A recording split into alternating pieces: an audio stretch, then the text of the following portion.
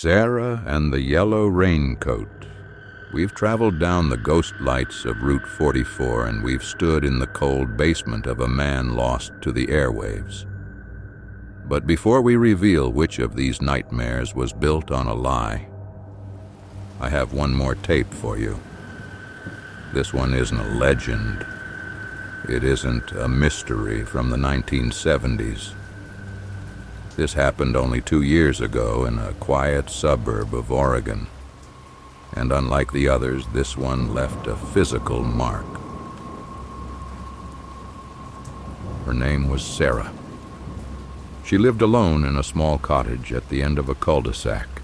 It was the kind of neighborhood where people didn't lock their doors until the sun went down. Sarah was a night owl, a freelance writer who found the silence of the early hours perfect for her work. But in the autumn of 2024, the silence began to feel predatory. It started on a Monday night. A torrential rainstorm was lashing against her windows. Sarah was in her kitchen making coffee when she happened to glance out the window. At the very edge of her driveway, just barely visible in the orange glow of the street lamp, stood a man. He was tall. He wore a bright yellow fisherman's raincoat, the hood pulled low over his face. He wasn't moving. He wasn't looking at his phone or waiting for a ride. He was simply standing there, staring directly at her front door. Sarah felt that cold prickle of unease, but she dismissed it. Maybe he was a neighbor whose car had broken down. Maybe he was waiting for a dog to finish its business. She finished her coffee and went to bed. But the next night it happened again. At 2:15 a.m. she looked out. He was there, same yellow coat, same unmoving posture, but this time he was 5 feet closer. He was standing on her lawn now, his boots sinking into the wet grass. Sarah called the police. By the time they arrived, the man was gone. They found no footprints. The rain had washed the world clean. They told her it was likely a prank or a local vagrant and advised her to keep her doors locked. On the third night, Sarah didn't look out the window. She was too afraid. She stayed in her bedroom with the lights off, her heart hammering against her ribs. But around 3 a.m., her phone buzzed. It was an alert from her doorbell camera. She opened the app, her hands shaking. The grainy night vision footage showed the porch. It was empty. She was about to close the app when she saw it. A hand. A pale, wet hand reached into the frame from the side. It didn't ring the bell. It didn't try the handle.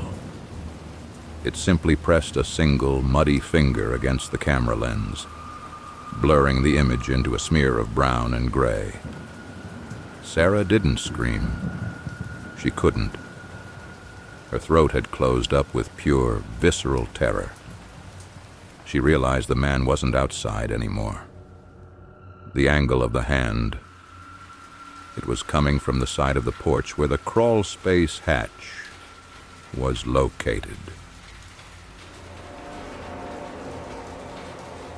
She stayed in her room, clutching a kitchen knife until the sun began to bleed through the curtains.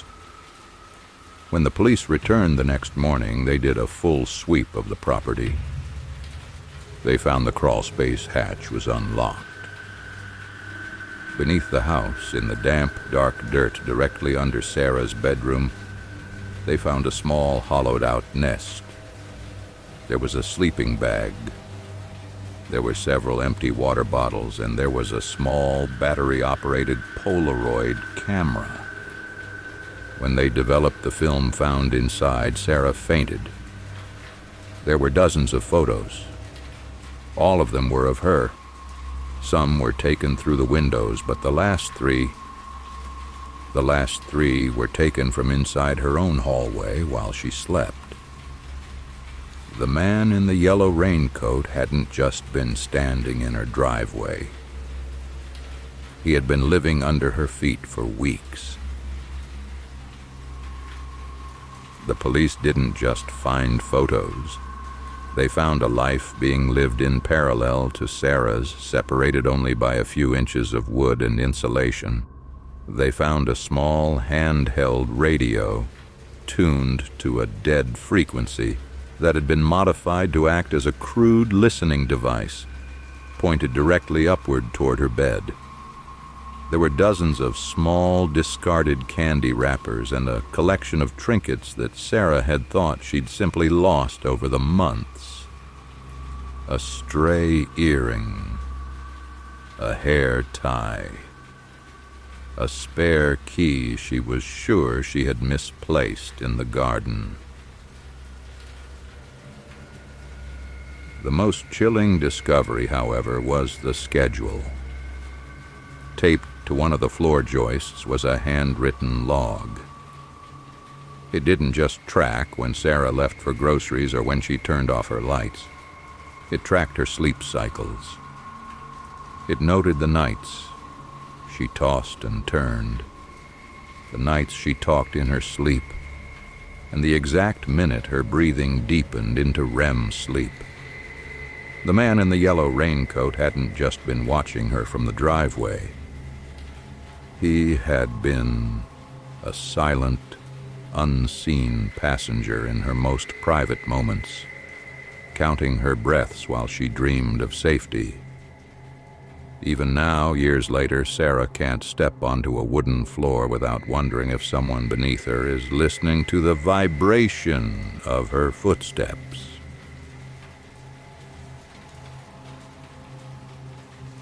Sarah moved out that day. She never went back. The man was never caught. The only thing the police found left behind in the crawl space was a small note scribbled on the back of one of the photos. It said, "The yellow makes it easier for you to see me, but I don't need the light to see you. Now, the moment of truth. Tonight I shared 3 stories with you. The phantom hitchhiker of Route 44, the mysterious numbers stationed in the woods, and the watcher in the yellow raincoat. 2 of these are based on documented chilling reality. One of them was a lie, a fiction woven from the shadows of my own mind. Did you spot it? The story of Thomas and the number station was the lie. While number stations are real, the tale of the countdown box in the woods was a fiction designed to test your skepticism. But the red-headed hitchhiker?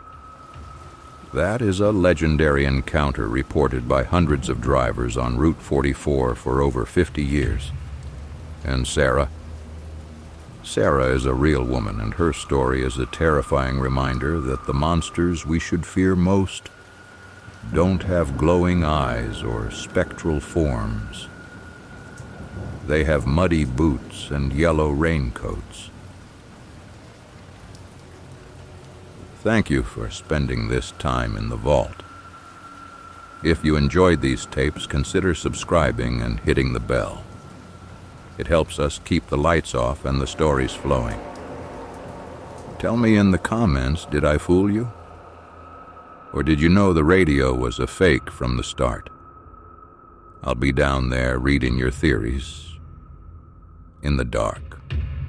Sleep well if you can. This has been Somnia Vault. Good night.